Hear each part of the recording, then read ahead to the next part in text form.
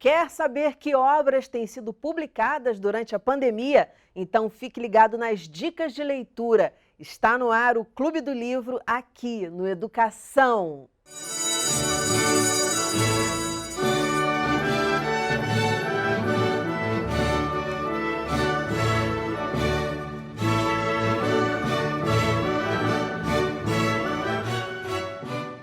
Minhas convidadas são a escritora, doutora em Literatura e Cultura Contemporânea, Karine Aragão, a gerente de projetos do Instituto Península, Lia Glass, e a escritora e empresária Renata Fernandes. Muito bem-vindas ao programa. Vou começar com a Karine. Karine, eu queria que você mostrasse aí, você está com a capa do seu livro para mostrar. Karine já esteve aqui no programa falando sobre a questão do suicídio e agora está com um livro com uma proposta um pouco diferente. Qual é a proposta, Karine? A proposta foi fazer um livro de ensaios, de textos reflexivos, para a gente poder pensar um pouquinho sobre a nossa perda de habilidade de dialogar. Então, eu constato, né, esse sintoma contemporâneo, que a gente não dialoga mais, que a gente não se conecta mais ao outro. Fala um pouquinho sobre a cultura do cancelamento, que é muitas vezes a concretização dessa nossa inabilidade de dialogar. Propõe algumas reflexões sobre isso e na segunda parte do livro eu coloco algumas saídas para a gente. Como que a gente pode sair desse quadro de uma cultura bélica? O nome do livro é justamente esse nosso jeito bélico de viver. Então vamos por partes aí. Primeiro você fala da falta de diálogo. Então a gente está vendo um mundo de monólogos, é isso? As pessoas só querem falar?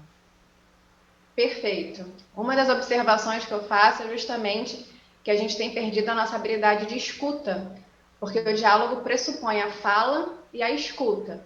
Mas a gente está vivendo tempos em que nós queremos falar muito e escutar pouco, principalmente quem discorda da gente.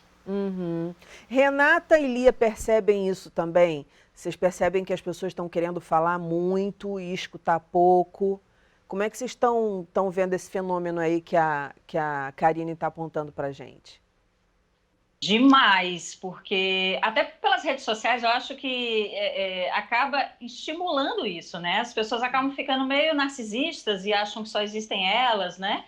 E quando você vai para o real, as pessoas esquecem que aquilo ali tem que ser uma relação, né? Existe ali uma troca. Então você fala, você ouve, você reflete sobre o que foi dito, você fala alguma coisa, e a gente está perdendo sim. Eu acho que é um tema muito bacana da gente trazer, principalmente, eu acho, para essa geração, assim, mais jovem, sabe? Porque eles são muito egocêntricos, eles acham que só existem eles e eles. E vocês acham que tem a ver, você acha, Lia, que tem a ver com a rede social, isso? Ou, sei lá, é da gente, é do sistema econômico, é o quê? Eu acho que tem uma questão que está atrelada às redes sociais, né? Até de trazer um pedaço da vida ali de um jeito público, mas ao mesmo tempo que pressupõe pintar em cores fortes questões que ou são muito extremas para o positivo ou muito extremas para o negativo, né?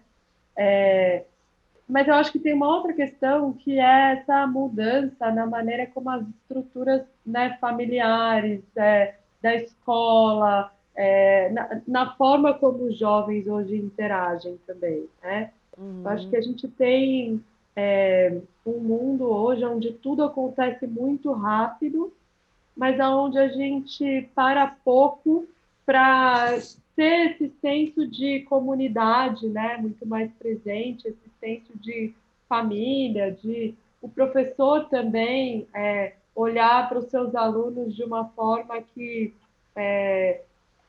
essa questão do diálogo seja algo promovido, né, nos ambientes onde as crianças, esses jovens e depois os adultos vão sendo inseridos. A gente quer resposta rápida para tudo, e ao mesmo tempo sem muita reflexão, sem muito tempo de reflexão. E é bacana, então, a gente já pode entrar na tua obra, porque a gente dá uma pincelada nas 3 obras e depois a gente abre para o papo geral e já detalhando uma por uma. A obra que você traz é uma obra organizada para professores, visando a formação de professores. ela é uma obra organizada para instituições que formam professores e também o governo, né? Então, o que a gente propõe ali é aproximar essa formação dos nossos professores, que hoje no Brasil é muito teórica, da prática da escola, para que essas questões da vida real que o professor vai ter que enfrentar quando ele entra numa sala de aula sejam presentes também no processo de formação, porque o que a gente sabe é que o professor tem lá uma formação absolutamente teórica de um aluno idealizado, né? E ele enfrenta uma sala de aula que é muito complexa, né? Que ele vai ter que lidar com como é que eu promovo diálogo, por exemplo, entre crianças que estão numa situação de vulnerabilidade, né? Sim. Ou como é que eu promovo diálogo entre jovens que não estão acostumados a fazer isso, porque às vezes não tem isso em casa, né? O professor tem muitos desafios, né? Muitos desafios complexos, né? E aí, então, a obra, ela traz, acho que, essa reflexão sobre a importância dessa exposição à escola desde o começo da formação e como fazer isso também. Interessantíssimo. Depois eu quero ouvir dicas aí que o livro traz, porque muitos profissionais de educação assistem ao programa. E Renata traz um livro que é ali para crianças de 7 anos, Renata. Eu sou escritora de livros para infância, né? Então, assim, a minha galerinha fica ali entre 2 e 8, 9, no máximo 10 anos, né? São livros muito lúdicos, muito ilustrados, né? Eu consegui, nessa pandemia, lançar 3 livros, gente. Eu ia lançar 4, mas aí eu falei assim, gente, não, 4 é muita loucura, né? Então, Lindo, tá lançar... linda a capa. Vovó na medida? Vovó na medida. É um livro que eu fiz assim em homenagem às vovós. É uma forma super interessante que a Alice tem de contar a passagem do tempo da avó, que não é pela idade cronológica. Então, assim, é meio que uma homenagem que eu faço para as vovós, que eu acho que elas são muito, muito próximas dos netos e próximas da literatura para os netos, né? Eu acho que elas trazem isso muito legal. E As Coisas que Moram nas Coisas, que é uma história que veio impulsionada por uma criança. Eu estava brincando com eles nas escolas, eu estava ouvindo a Lia falar aí essa coisa da escola, né, dos professores e da interação. Eu gosto muito de ir nas escolas apresentar os meus livros para as crianças, pessoalmente, né? Então, eu levo sempre uma dinâmica criativa para fazer com eles. E eu estava com o livro, que era esse aqui, O Lobo, que quase virou bolo. Ele brinca um pouquinho com a troca de letra, né? Então ele queria transformar a anta em nata, o gato em gota, o galo em lago. E aí eu levei uma brincadeira para fazer com eles de trocar todas as letras de uma palavra para transformar em outra. E aí era uma palavra cebola, que se você trocar todas as letras, ela vira cabelo. E aí o menino falou assim, olha que interessante, né? Eles adoram, né? Eu sempre levo um desafio para eles. E aí o menino falou assim, tia Rê, dentro de cebola tem bola. Aí eu falei, caramba, será que dentro das coisas moram outras coisas? Ai, e aí surgiu esse livro. Que barato, que muito legal. Eu gosto disso, eu gosto de trazer essa coisa que eles me dão assim na hora, sabe? Porque eu acho que isso é conversar com a criança, né? É você entender ali qual é o universo dela, onde você alcança, né? E elas se sentem super, nossa. O que eu acho interessante aqui no Clube do Livro é que sempre tem essa liga. Olha que o programa está no ar desde 2015. O Clube do Livro deve ter chegado em 2016, foi um pouquinho depois, que ele é uma vertente do Educação. E sempre tem essa liga, assim, sempre uma obra dialoga com a outra, mesmo que a gente não combine. O pessoal de casa já sabe, a gente não combina, não fala, traz tal livro você, não. Os convidados estão absolutamente livres para trazer a obra que eles quiserem. E sempre tem esse negócio, porque, de certa forma, quer dizer, a Renata traz um livro que que surge de um diálogo, né, de uma troca dela com o aluno. A Lia traz um livro que fala, olha, a gente tem que conversar, a gente está falando com os professores que buscar o diálogo é importante.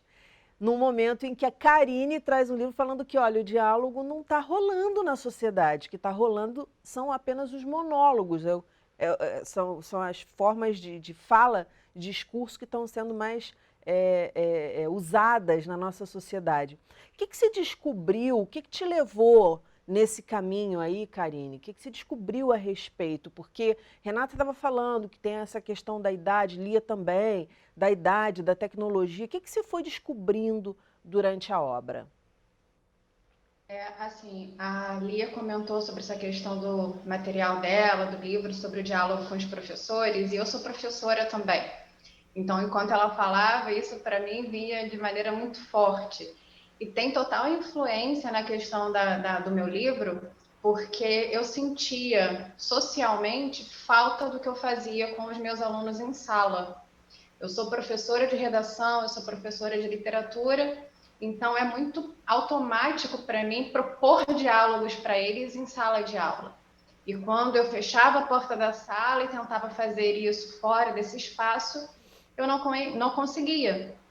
Em 2018, eu acredito que a gente viveu o ápice desse jeito bélico, das pessoas se confrontarem, não dialogarem, das pessoas ficarem presas às suas crenças e verem, perceberem o outro como inimigo. Então, isso me tocava sensivelmente, até como professora de literatura, como a Renata falou, da experiência dela tão sensível no momento da escola. A literatura é uma proposta para a gente tentar sair desse jeito bélico, esse contato, retomar o nosso contato com a arte, retomar o nosso contato com a literatura. E quando ela fala da experiência da literatura infantil, que bom seria se a gente pudesse começar desde pequenininho a ter esse contato com a arte, com a literatura, a desenvolver a nossa empatia, a nossa alteridade. Exatamente, eu venho estudando isso, estou fazendo mestrado em educação, e aí a gente vai para um passeio pela história, quando a gente está pesquisando, enfim, retomando algumas reflexões, e vendo assim que talvez, isso tudo que você está me falando me inspira o seguinte, essa instabilidade que a gente sente do mundo, né? Porque a gente começou lá com os mitos, para poder colocar ordem no que não dava para ter ordem, porque a natureza é imprevisível e a gente está sujeito a ela mesmo, entendeu? A vida. Depois a questão mais da fé, mais ligada à fé, né? Então a gente teve ali a Idade Média, depois o iluminismo, o conhecimento, e nada disso foi trazendo a segurança que a gente tanto queria. Então a gente está num mundo em que a gente se sente inseguro e daí de repente essa vontade de colonizar o outro, como dizia o Saramago, né? De fazer com que o outro pense como você, porque isso te dá uma certa segurança, não sei. Posso estar viajando, gente, mas assim, é o que me bate. Nessa releitura que eu estou tendo agora de alguns autores, que são Bauman, Adorno, e aí eu venho estudando essa galera, o Paulo Freire. Quer dizer, eu acho que pode ter um pouquinho a ver. O que vocês acham? Essa questão do bélico, você tem que pensar exatamente do jeito que eu penso. Eu acho que é uma grande bobagem, né? A gente pensar que pensar igual é a melhor forma de viver. Porque a diversidade do pensamento é que traz justamente a beleza do ser humano, né? É onde a gente consegue perceber que muitos pontos de vista são interessantes. Então, coisas que você diz assim, poxa, eu não tinha pensado por esse lado.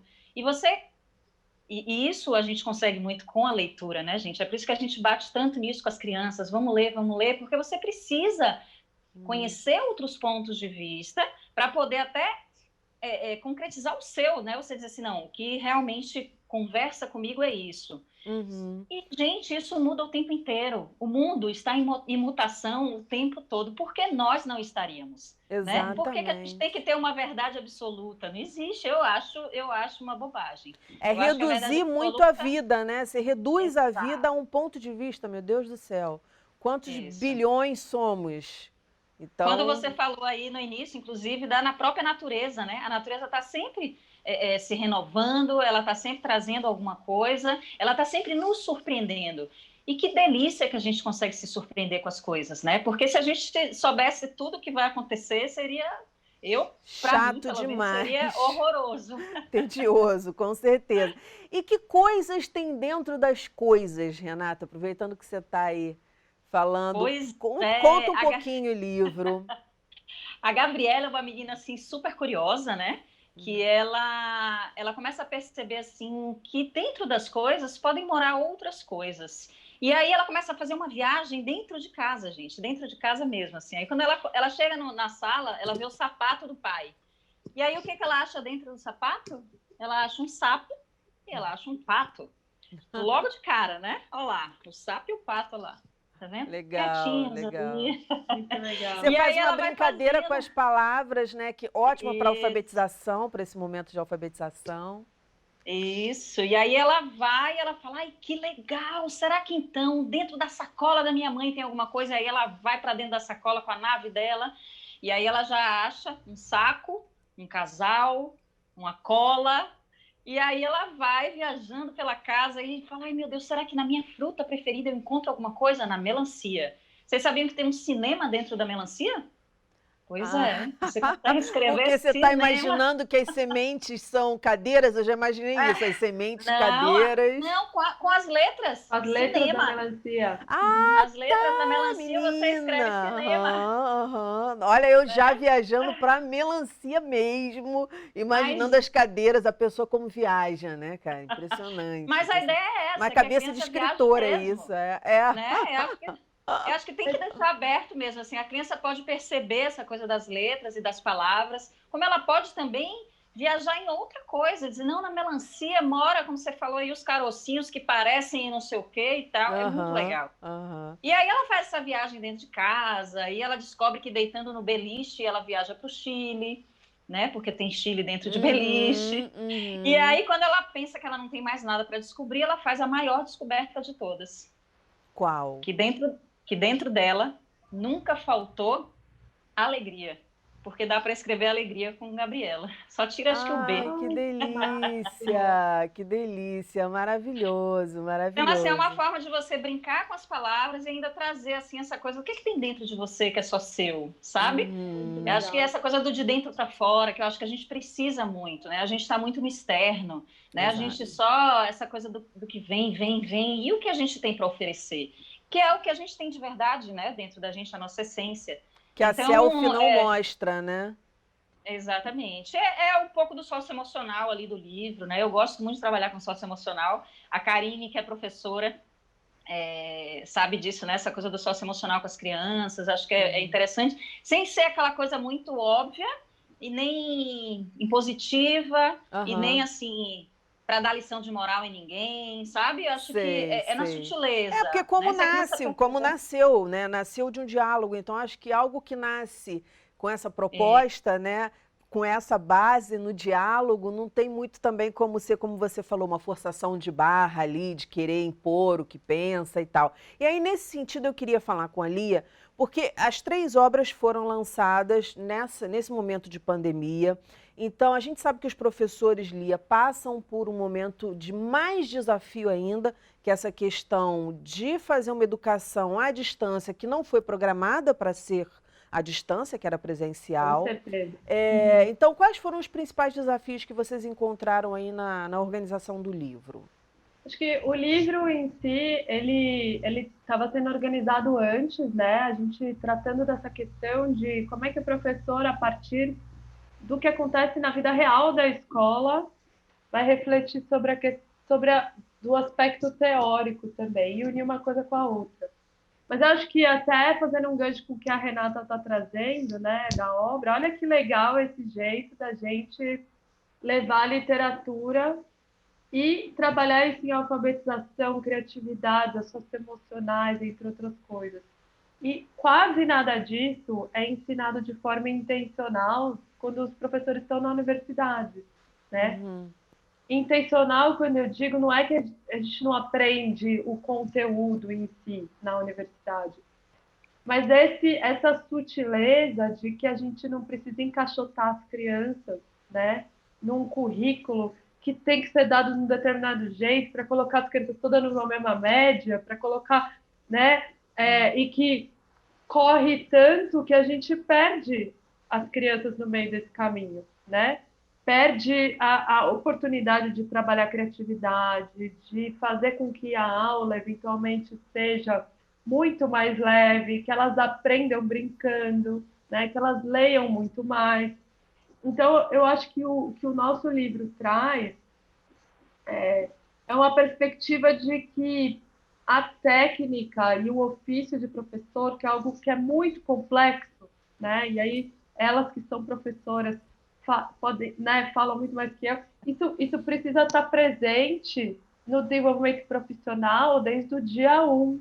Não dá para um professor sair da universidade, de repente ele aterrissa numa escola e ele não sabe o que ele faz, que é o que acontece no Brasil, né? E aí a gente entrega para a Secretaria de Educação, para a escola, enfim, uma enorme responsabilidade, que é de colocar alguém despreparado dentro da sala de aula, que vai fazer o seu melhor. E o que a gente encontrou na pandemia, nesse momento, a gente tem feito um processo de escuta nacional, com mais de 10 mil professores, em várias ondas de pesquisa desde março, é que os professores, primeiro, não estavam familiarizados com esse ensino remoto, então quase 90% dizia, nunca fiz isso, né? Estou completamente desassistido nesse processo. Nunca tinham trabalhado com tecnologia, né? Se for com criança da educação infantil, muito menos. Então, eles retratavam o pedido de treinamento para fazer isso, um desejo de aprender, que estava associado ali para uma busca ativa de informação, mas também uma preocupação muito grande com seus alunos que não têm acesso à conectividade, que não têm acesso à infraestrutura, que têm níveis de desigualdade muito grandes.